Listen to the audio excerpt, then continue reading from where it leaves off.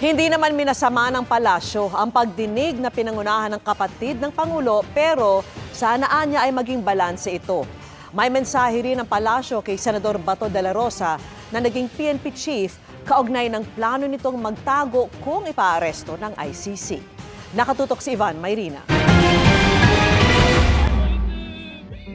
Sa pagsisimula pa lang ng pagdinig ng Senado, may puna ng Malacanang sa ipinalabas sa video na nangyaring pag-aresto kay dating Pangulong Rodrigo Duterte noong March 11. Yung video na may mga sound effects pa na para talagang maladrama ang dating. Yung gumawa po sana ng video ay hindi po na-cut or na-splice. Napakita rin po sana kung paano naharas ang kapulisan habang isinasagawa po ang pag-aaresto. Bagamat handa raw panagutin ang mga dapat managot, muling nanindigan ng Malacanang na ayon sa batas ang pag-aresto at pag-turnover ng Pilipinas sa dating Pangulo sa ICC alinsunod sa Republic Act 9851 o ang Philippine Act on Crimes Against International Humanitarian Law, Genocide and Other Crimes Against Humanity.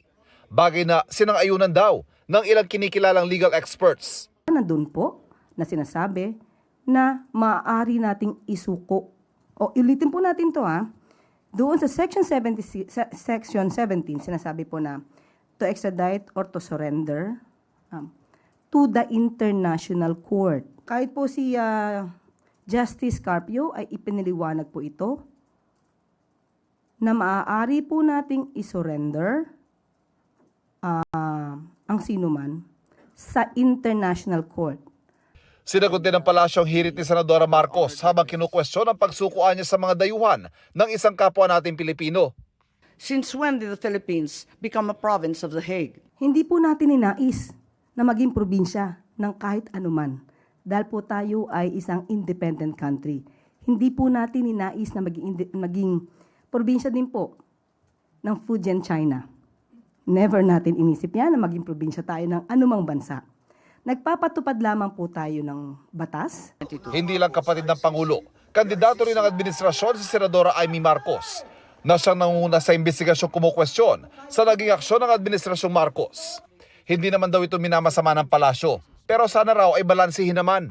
Hindi halos makapagsalita, yung ating mga opisyal at natatabunan ng mga kwento ni Senator Amy. Sana maging balanse lang po sana. Sinisigil naman ng Malacanang si Senador Bato de la Rosa ngayon sa kanya mga dating binitiwang pahayag matapos tila kumakambyo na ito at sinabing pinag-iisipan daw niyang magtago para hindi masilbihan ng warrant of arrest ng ICC.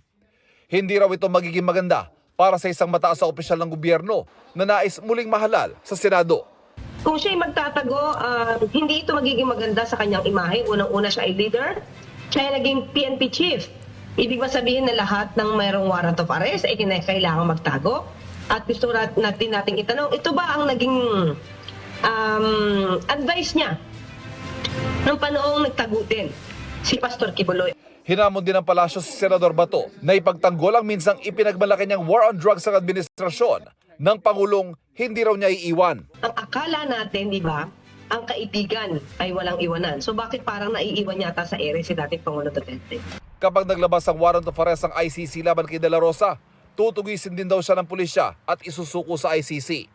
Sinusubukan ng GMA Integrated News sa makuha ang panig ni De La Rosa. Para sa GMA Integrated News, Ivan Mayrina, nakatutok, 24 oras.